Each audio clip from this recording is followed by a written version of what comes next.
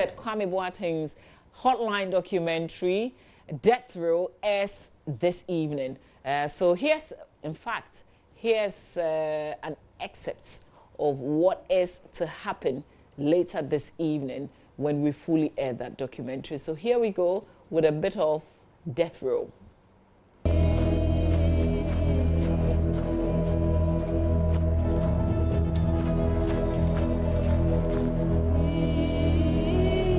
So I'm moving to the special block where we have a number of inmates who are on death row. They don't know when they will be killed. Their anxiety levels are just too much. I understand some have exhibited so much remorse and they wish they could go home. I am being accompanied by the Eastern Region Prisons Commander, Deputy Director of Prisons, Isaac Ejiri. He knocks on the fortified iron gate securing the condemned block, and it is opened.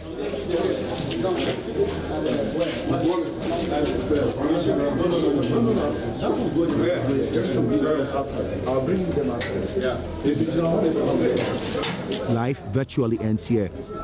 Dreams are shattered immediately you are marched to this block. The scary sounds of death is all you hear ringing in your ears every second.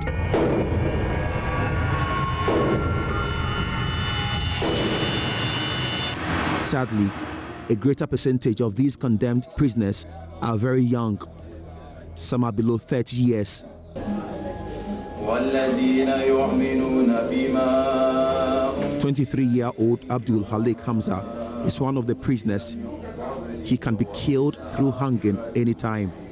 I find him in a small makeshift mosque made for them in the condemned block. This is where Halik consoles himself anytime it dawns on him that he killed and he must also be killed. The Quran is his companion. Sadly, his journey into the condemned block started right after reading his Quran and offering his Maghrib prayers on 13 July 2013 in Tamale, the northern regional capital. It was in a fasting season when we about to break our fasting, so I left with my friends to the Nyuhani roundabout to get some food and break our fasting. When we got there, we met some other group there. So we sit with them, and we sat with them, and we were conversing. So after that, I was left with one of my friends to take some key password with him that he was changed in my computer. So I was there with the friend when I heard noise. The people were shouting there. Actually, when I came back, I asked what happened, what is going on here, and they said some guys came and said they are going to beat them. That is what I heard. So I was telling them to stop. They were shouting and they were all taking things. They were just fighting. So I was telling them to stop. Through stopping them, I take some stick, some wood, to see what I can do that to separate them so that everybody will move there.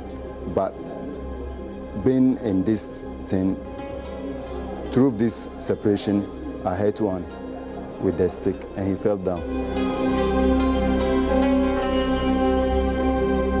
It was not a normal fall. His victim, Abdul Kaniu, did not die immediately. He was quickly rushed to the Tamale Teaching Hospital, and Halik was immediately whisked away to the police station by a police patrol team who chanced on the incident.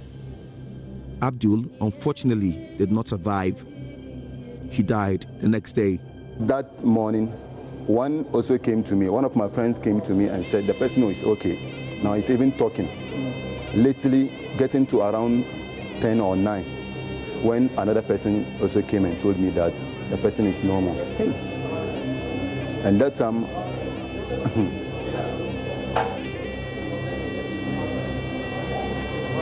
I've never met that thing before, and I've never think of it. So that time I make confused, because how can a human being lose his life through in your hands? So that time I was even confused. I was in the cells and they told me to eat, and I said, no, I can't eat. This is what is going on.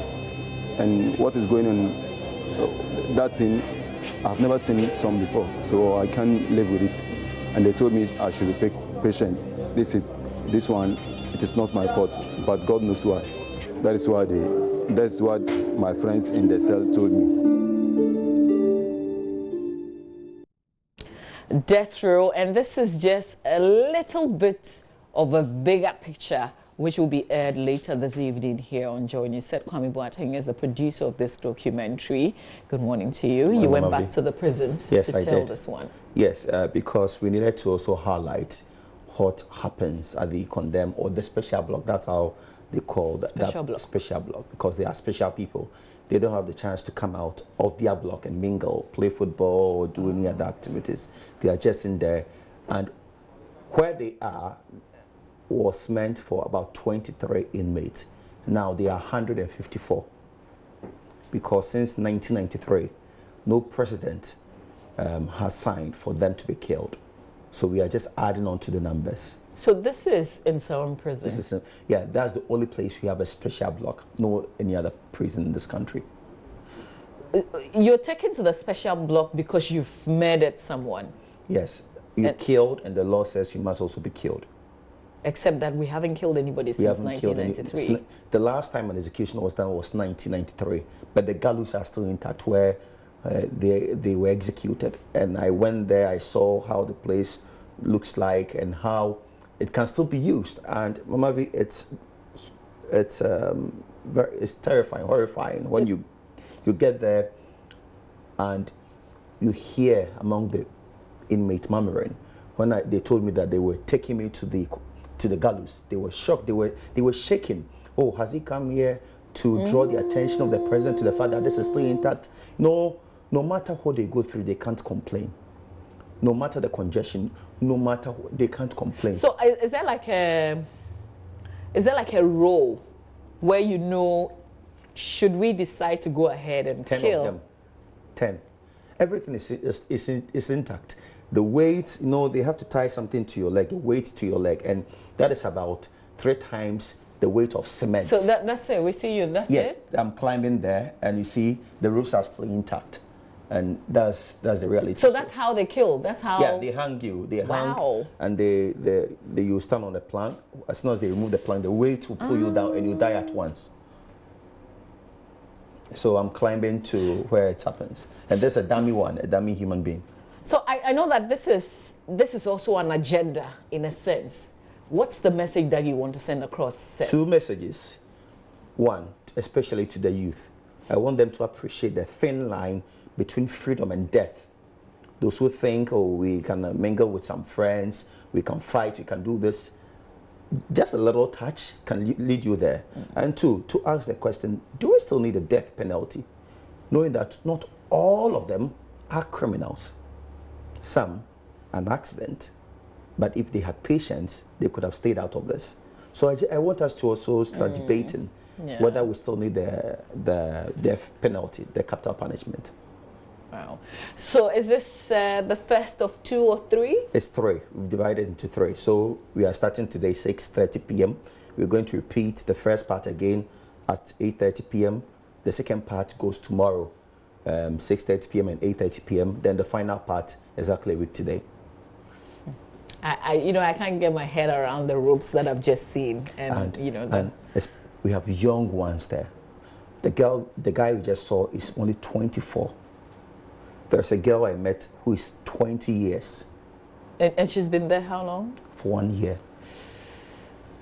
And she's going to be there for the rest of her life? Yes. And every day she's thinking, would I be killed today? Would I be killed tomorrow? That's the sad part of it. They don't know when they'll be killed.